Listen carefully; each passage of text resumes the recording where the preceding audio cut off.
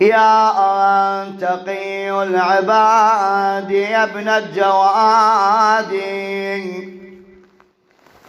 يا تقي العباد يا ابن الجواد، رزقك اليوم قد أذاب فؤادي. ودعت مقلتي تصب دموعا بالتهاب وزفرة واتقاد، إنهما أذاب قلبي وجدا ليس يقضي وما له من نفادي. كيف يقضي وفادحات الليالي ما لهن في الوهاد،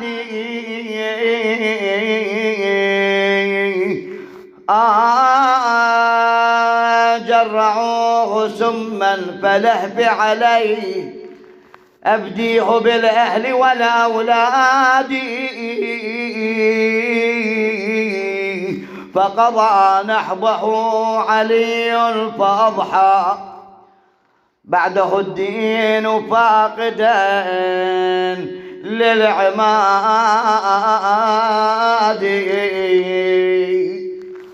أويل صحت بصوت يا أبا الحسن مات،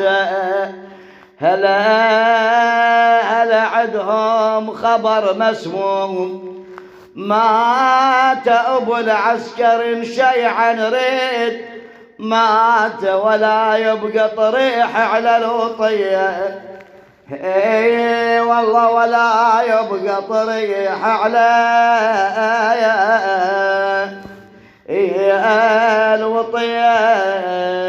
يا أرن على الهادي عزها اليوم، يا رين وعليه من البوات شقضوب، يا رين الشيعة عيونها عن نعش، يا رين تشيل جنازته لابن الزكية، اي والله تشيل جنازته لابن الزكية. علمها صاح الناع والشيعة، علمها ونشرت للحزن أسود، علمها على الهادي قضى معدن، علمها وتيتم شرع دين الله ونبيه، اي والله وتيتم شرع دين الله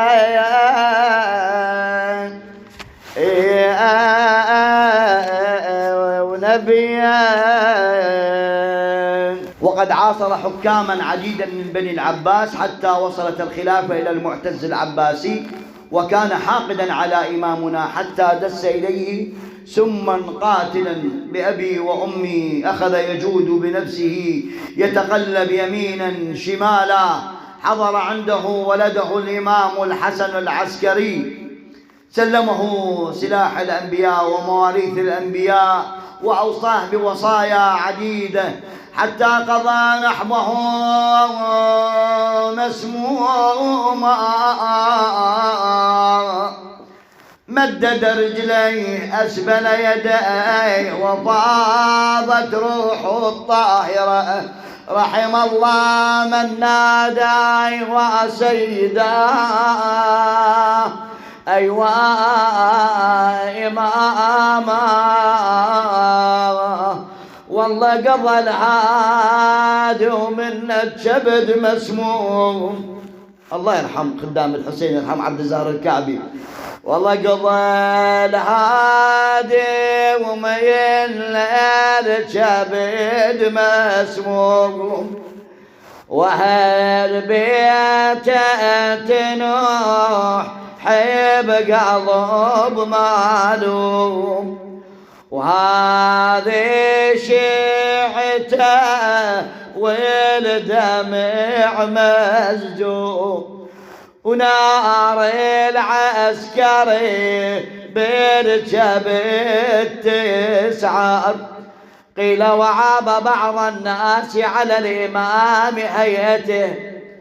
خرج إمامنا الحسن العسكري حافي القدمين حاسرا بلا عمامة، يلطم على رأسه لفقد أبيه.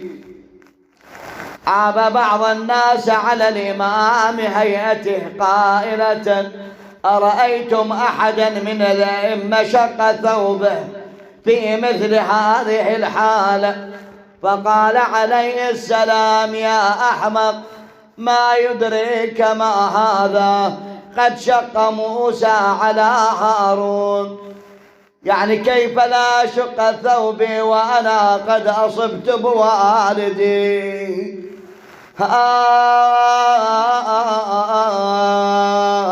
نال المعتزز منا وقضى يومه في منتهى الآمال. لم يكن عنده حين وفاته غير ابنه الإمام الحسن العسكري.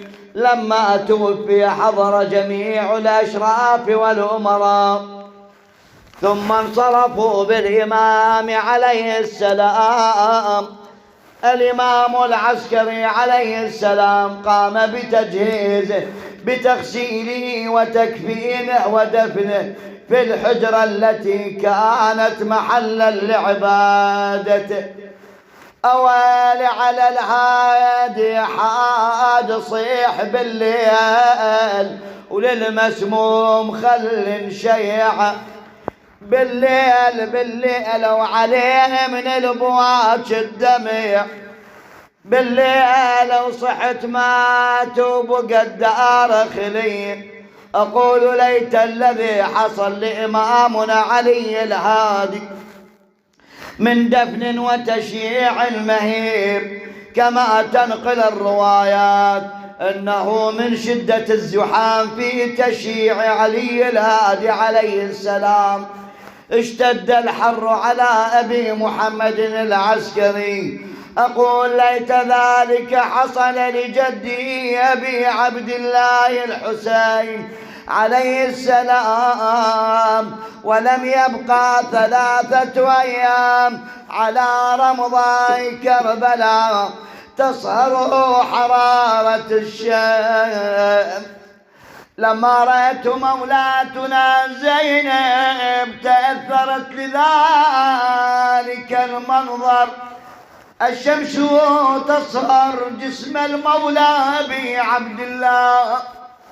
صحيت نايم أخي شلون نوم عريان ومسلب هدومه. والله نايم يا بروح العزيزة شلون نايم على التربان وبحر الشمس نايم. قل لاخويا نواج فوتناك يا حسين وتربى طريقك شابح العين.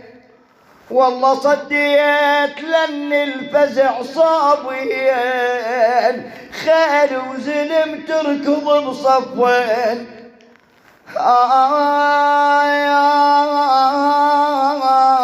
يطالبون ثار بدر وحنين.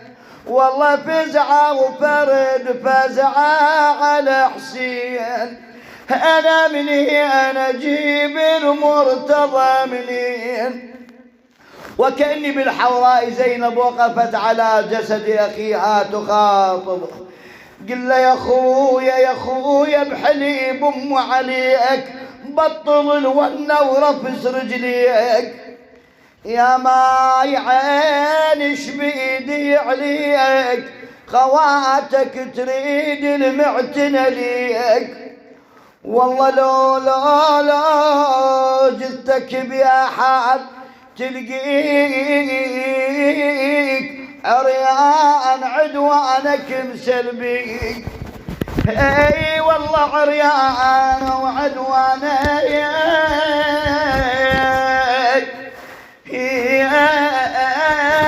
مسلبيك. يتأثر بيك.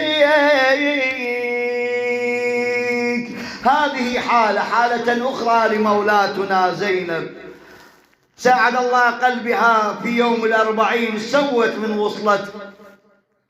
تحاكي إمامنا زين العابدين، قل هذا قبر أبي الحسين. قالت له عم دليني يا عم قبورهم وين، تعال دليني قبر بيهم يا عم دليني قبورهم وين. طق قلبي على ابو فاضل والحسين.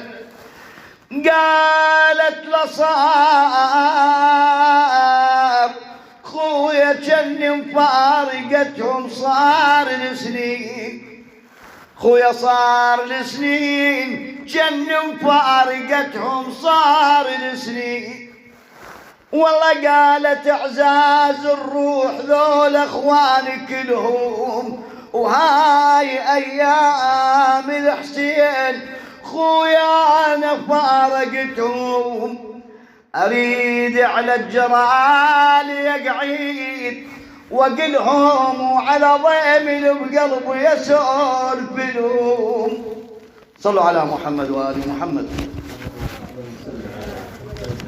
آخذ من وقتكم نوسم هاي الصدور واحنا قاعدين ان شاء الله. حق سيد محمد سبع دجيل ايضا قبل ايام 29 جماد الاخر مضت ايام ذكرى شهادته.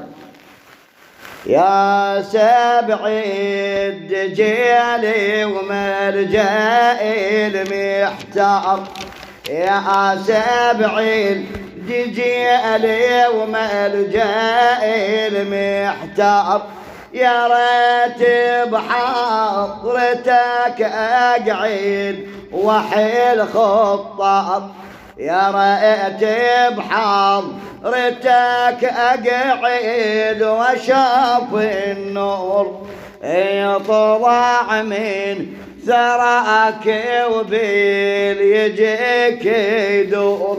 يا انا ابعد علي الهادي الويلي المنصور، يا انا ابعد محمد والوصيل كرار. يا انا بعد محمد ما يخيب الجاك، على بابل صحن تستقبل يلقاك. باري الكون هاي المنزله انطاك، يشوف الزاير القبة تشع انوار صوتك، يشوف الزاير القبة تشع، يشوف الزاير الثارات مرسومة، يشوف الزاير الشارات مرسومة. عطاياك الشفير دوم معلومة، ترتاح النفس ما تبقى مهمومة.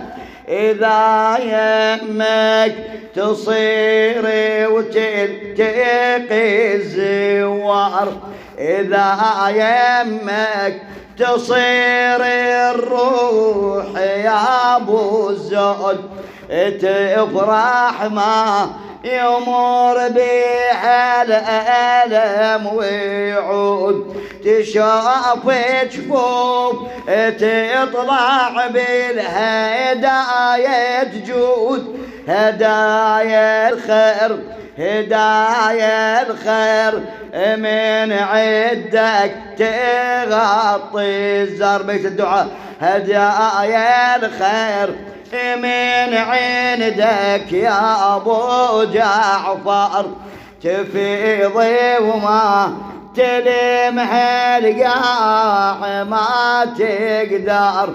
أماني تعيش زوارك يا ابن حدر، فن اليوم صل لحدهم يشب النار.